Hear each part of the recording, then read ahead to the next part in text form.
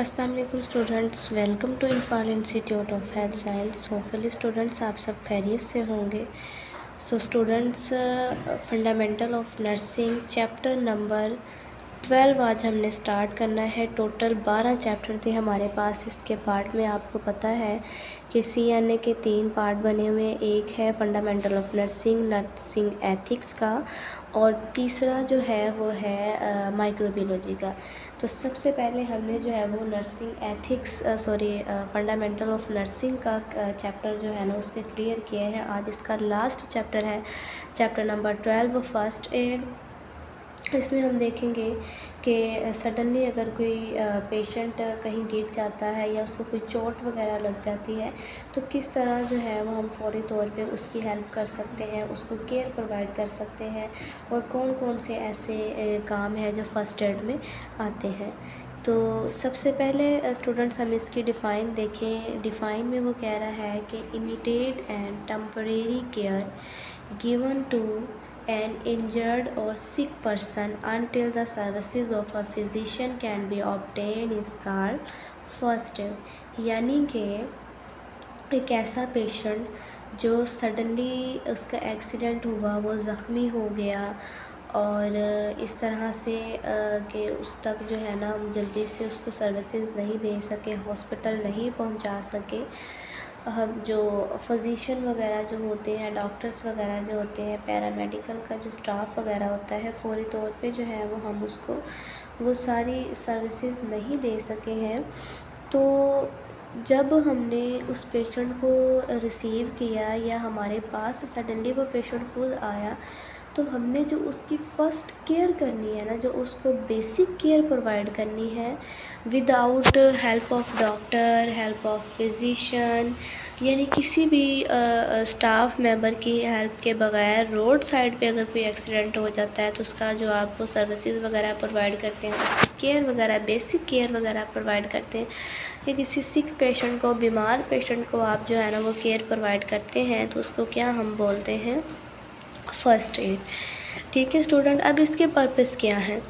Purpose इसके students ये है टू सेव लाइफ, यानी आप उस पेशेंट की ज़िंदगी को बचा लेते हैं।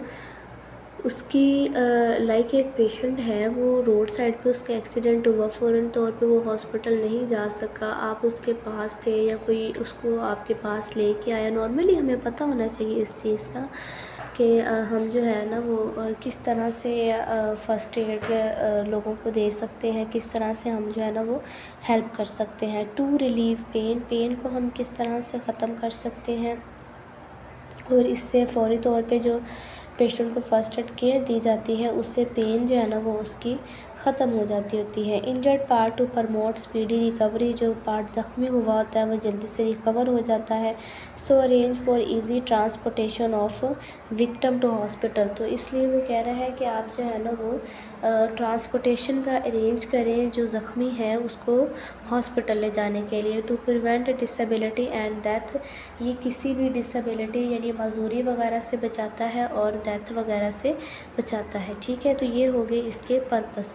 अब नेक्स्ट है इसके गोल्डन रूल्स, यानी कि आप क्या क्या इसके अंदर रूल्स एंड रेगुलेशन है जिसको हमने फॉलो करके अपने पेशेंट को केयर प्रोवाइड करनी होती है। तो सबसे पहले वो कह रहे हैं कि be calm quick and medical, note all major injuries and wounds and give first aid care.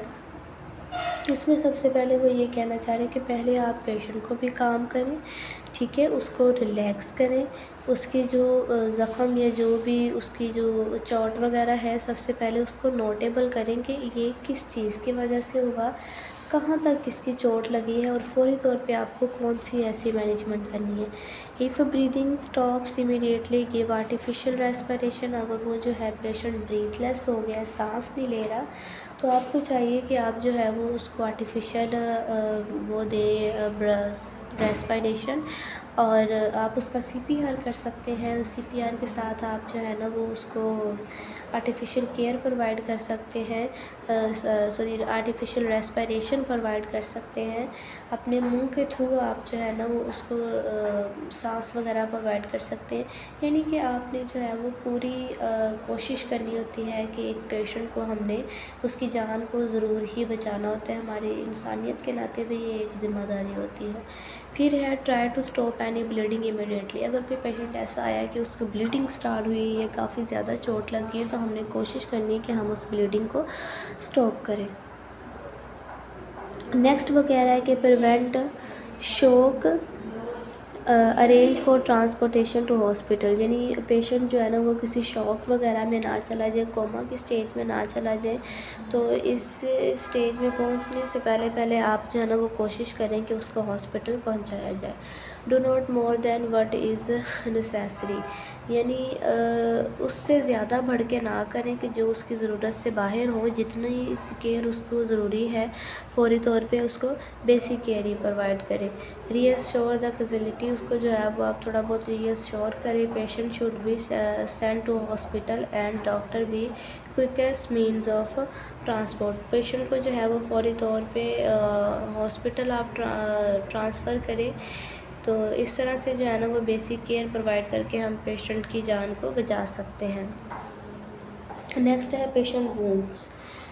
Students wounds क्या होते हैं? वूंड्स यानी ज़ख़म। The definition of a wounds is damage to the integrity of the biological tissues including skin, mucus, membranes and organs. यानी हमारी skin के जो tissues होते हैं, जिसके अंदर म्यूकस भी होता है, मेम्ब्रेन भी होती हैं और ऑर्गन्स के टिश्यू भी होते हैं, इन सब का डैमेज हो जाना, इनकी बायोलॉजिकल इंटीग्रिटी का ख़त्म हो जाना, इसको हम क्या बोलते हैं? वॉन्ड्स। अब ये काफ़ी ज़्यादा टाइप्स के होते हैं और कई की तरह से जो है ना ये कॉज हो सकते हैं। तो इसमें वो कह रहे हैं कि it is critical to ensure wound that clean and appropriate dress to limit the spread of infection and further injury। यानी ये हमारी रिस्पॉन्सिबिलिटी होती है कि हमने क्विकली जो है ना वो उसको कवर करना होता है, उसकी ड्रेसिंग वगैरह करनी होती है और मज़ीद जो है ना वो उसमें कोई इन्फेक्शन वगैरह ना फैले, इससे पहले हमने उसको कवर करना होता है। ठीक है।